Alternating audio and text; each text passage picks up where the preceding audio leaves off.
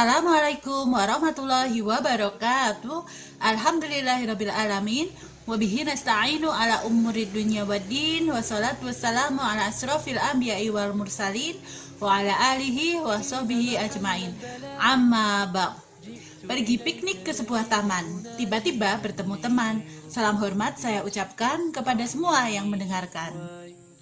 Alhamdulillah, bagaimana kabarnya ayah bunda, teman-teman semua, dan anak-anakku tercinta? Semoga selalu sehat dan bahagia. Dan bagaimana puasanya?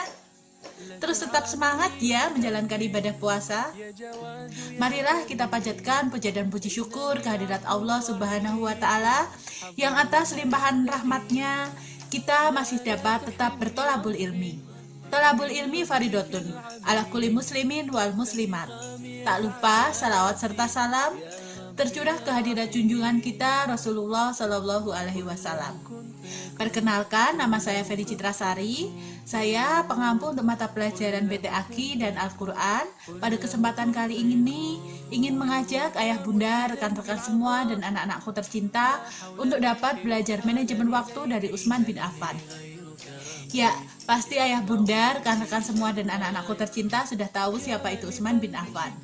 Benar sekali, Utsman bin Affan adalah khalifah ketiga. Beliau juga seorang pebisnis yang sukses dan juga ulama yang besar, yang tentu saja pastilah lebih sibuk daripada kita semua. Namun, beliau tetap dapat menghatamkan Al-Qur'annya dalam waktu 1 kali dalam sepekan. Nah, bagaimana cara beliau untuk dapat menghatamkan Al-Qur'an?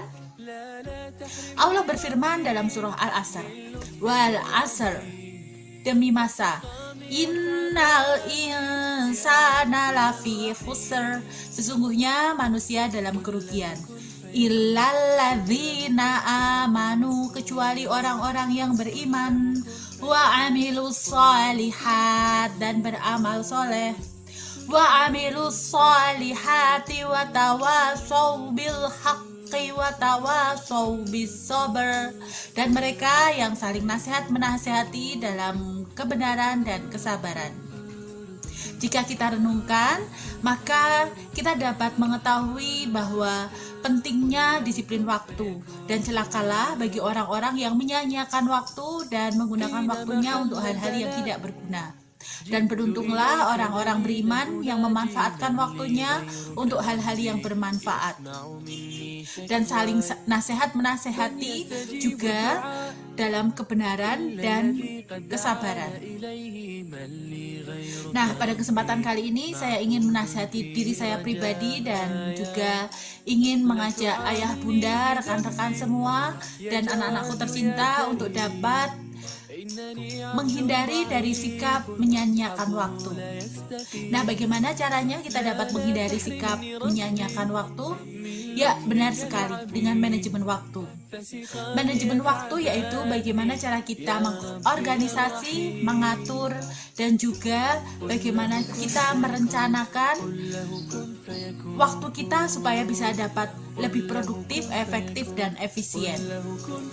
Dalam risalahnya karya Imam Hasan Al-Banna, beliau menjelaskan tentang bagaimana Utsman bin Affan dapat menghatamkan Al-Quran sekali dalam sepekan, yaitu mulai dari malam Jumatnya membaca surah Al-Baqarah dan Al-Maidah, kemudian malam Sabtunya membaca surah Al-An'am sampai dengan surah Hud, malam Ahadnya membaca surah Yusuf sampai Maryam, dan malam Seninnya surah Toha sampai dengan Qasas, malam Selasanya surah Al-Ankabut sampai dengan Shad, kemudian malam Rabunya Az-Zumar sampai dengan Ar-Rahman, dan malam Kamisnya Al-Waqiah, dan menghatamkannya. Dalam hal interaksi kita dengan Al-Quran, yang terpenting adalah bagaimana kita menempatkan aktivitas kita dengan Al-Quran sebagai sesuatu yang memiliki nilai prioritas tinggi, dan menempatkannya di dalam rentang waktu jadwal kehidupan kita. Berikut beberapa tips manajemen waktu kita dengan Al-Quran. Pertama, buatlah daftar aktivitas harian, dan jangan lupa masukkan agenda tilawah dan juga tahfiz ke dalam agenda pembiasaan harian kita. Yang kedua, buatlah skala prioritas dengan membagi menjadi aktivitas yang penting dan mendesak, penting namun tidak mendesak, tidak penting namun mendesak, tidak penting dan tidak mendesak. Yang paling baik adalah kita selalu melakukan aktivitas yang penting dan mendesak, dan yang paling buruk adalah selalu menyia-nyiakan waktu dengan melakukan aktivitas yang tidak penting dan tidak mendesak. Yang ketiga, membagi waktu kita berdasarkan rentang waktu. Nah, kita dapat memanfaatkan 3 waktu penting untuk berinteraksi dengan Al-Quran, yaitu sebelum atau setelah subuh, kemudian setelah maghrib, dan sebelum tidur. Yang keempat adalah bagaimana kita dapat berani mengatakan tidak untuk aktivitas-aktivitas yang tidak penting dan tidak mendesak.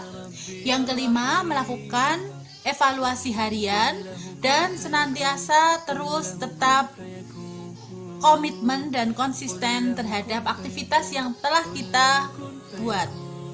Nah, semoga bermanfaat dan dapat langsung dipraktekkan. Kurang lebihnya mohon maaf. Saya ingin mengutip perkataan Umar bin Khattab. Ajarkanlah Al-Quran anak-anakmu, maka Al-Quran akan mengajarkan anak-anakmu segala hal. Jazakumullah khairan katsiran. Mohon maaf atas segala kekurangan. Wabillahi taufik wal hidayah. Wassalamualaikum warahmatullahi wabarakatuh.